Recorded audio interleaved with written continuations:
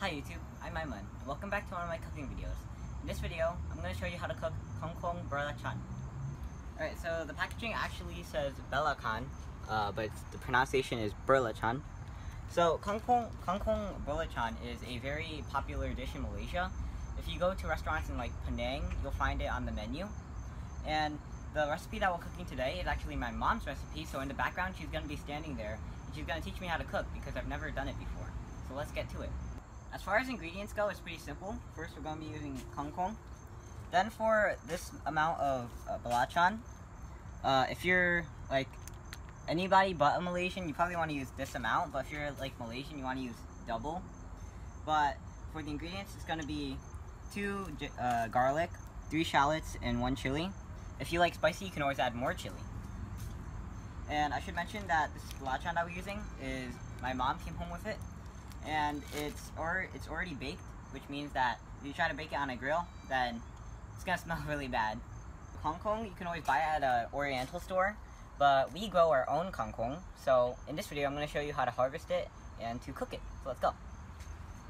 Alright, so a year ago, I already did a video on kangkung. So if you do like kangkung, then you should check it out.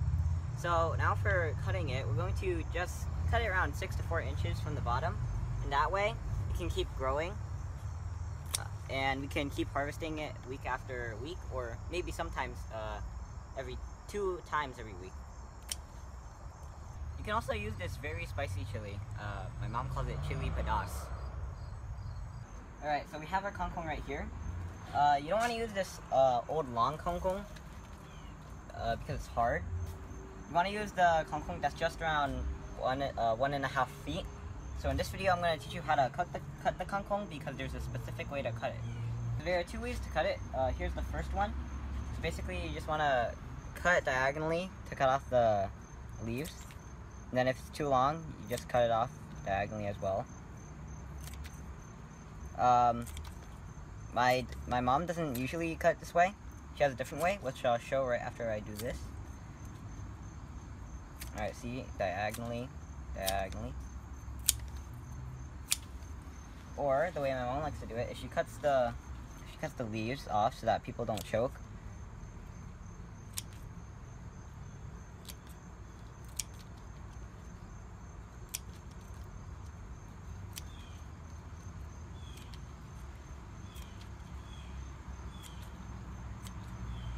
Alright, then she does it. Alright, so there are many ways to cut kangkung. However you want to do it is up to you. Take that back, the way that my mom actually likes to cook it is halfway between each leaf. So, like this, and then halfway here. So, let me tell you a funny story. So, you know how we're cutting kangkung right now? So, my dad was cooking kangkung, and you know that story in the last video about how... Alright, so as you can see, we already peeled the garlic and shallots. Next, we're going to chop them and then put them in here so that we can mash them. You can always use a dry blender, but a pestle and mortar has what my dad calls a 1,000-year-old taste, just a unique flavor that you won't get with a dry blender. And so as you can see, it's chopped up, and now we're going to put it into the pestle and mortar. So when you do this, you want to start slow and not too hard. You want to make sure that none of the pieces jump out, and as you go along, you can always increase in speed in order to grind it further. Alright, so we're going to add just a bit more belacan. I should mention that if you have sinusitis or an allergy to crustaceans, like my brothers do, then you shouldn't add belacan. However, if you're allergic to crustaceans or have an allergy, then we can always show you another way by using Malaysian anchovies. Alright, so here's what it looks like when the mixture is mashed up. So we used water to clean up the pestle and mortar, and here it is. If you use a dry blender, you can always use this. So first we're going to turn on the heat to medium-high. And then we're going to pour in a couple of tablespoons of oil. We use 2. And then wait for it to heat up. So now that it's hot, we're going to add the mixture and basically saute it.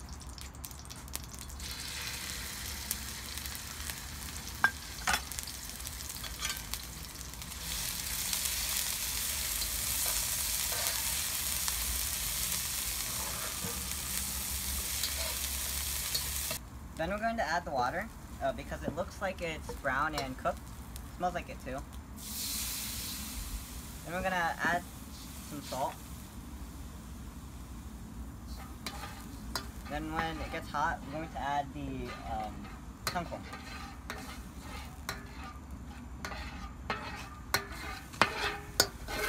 Next, when it's boiled, we're going to add the kangkung. And my mom says not to do it all at once, but to do it one at a time. And then when you add it, you want to just stir a bit.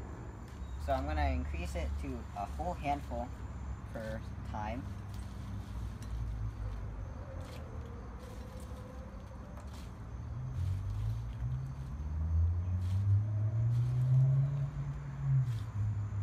And then you're going to want to stir it.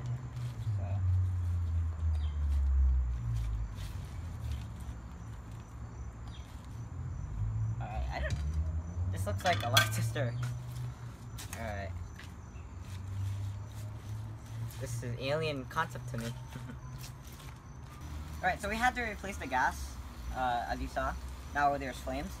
So my mom says that the most applicable utensil to use is the tongs instead of the spatula in order to flip it around, because in time this will shrink and then later you can use the spatula. So it goes from overflowing to shrinking. As you can see, it is shrunk, and now we can use a spatula to flip it.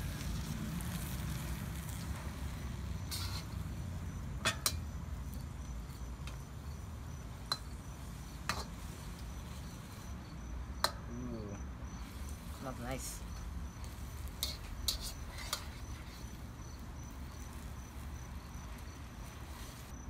Alright, so just for a taste test to know if we should add some more salt, I'm gonna take this and eat it.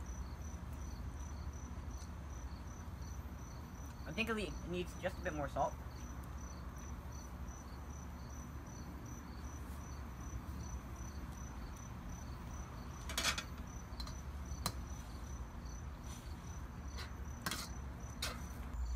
Alright, so I should say right now that depending on how you cook it, you can always half cook it if you want it crispy, but that's only if you grow your own kangkung. If you buy it from an oriental store and you don't know where it came from, you probably want to cook it more because it may have leeches in it, and leeches are hard to kill. Alright, so I'm going to do a final taste test to make sure it tastes good. You know, I don't really eat sayo, but I may change my desires.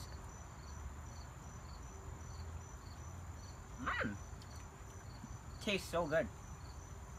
I may start liking sour. Alright. So now we're gonna turn off the heat. Now we're gonna put this in the bowl.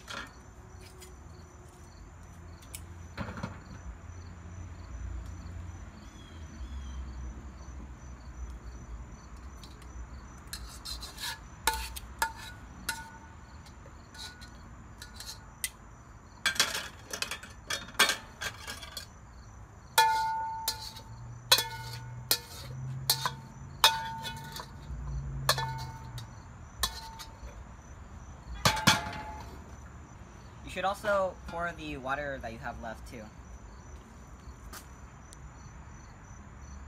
Alright. So, usually with stir fries you cook on high to medium, but for the sake of the video we cooked for medium to low, and that might change the color and the taste, as you can see here, but it still tastes good. Belacan with kangkung. Alright. So, I know the video made it look a bit difficult, but it's actually pretty simple to make. And even I made it, so I encourage you to make it as well. Right, so we don't have Zami here, and my mom is a bit camera shy, so I'll just do a final taste test to make sure it tastes good one more time.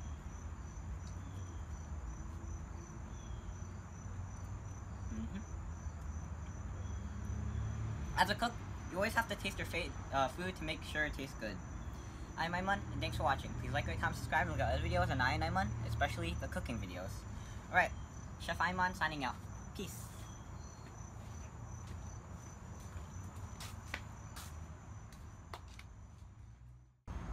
Alright, so this story comes from the 1400s. So, there was this guy named Tuah. He came from Melaka and he went to China. And in China, no one saw the emperor's face. So he wanted to see if he could try to see the emperor's face. So he had he had the cooks cook the kangkung long, so that with the chopsticks, you know how you have to raise it up and then slurp it?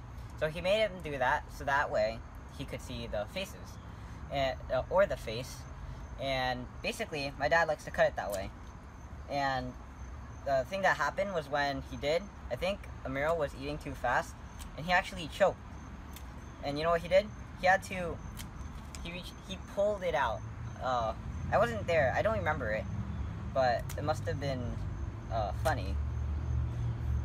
Alright, so Hung Tuah, he came from Melaka, which is on his packaging. So whenever you're using Belacan from Melaka or Kangkung, you should remember this guy, because he's basically like the King Arthur and his Knights of Round Tables for Malaysia. It was Hung Tuah and his 7 brothers. So he was basically a legendary warrior. I think I made a mistake. I think it's Hung Tuah and his 4 brothers, actually. I might have confused him with my 7 siblings, but that's alright. That's right. So we have to cut a lot of kangkung here, as you can see.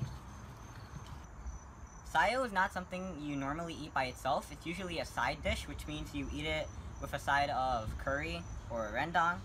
So just like rice, it's a side dish. I'll also teach you how to cook kacang panjang, or delicious looking yard long beans in another video, so be sure to check out that video as well.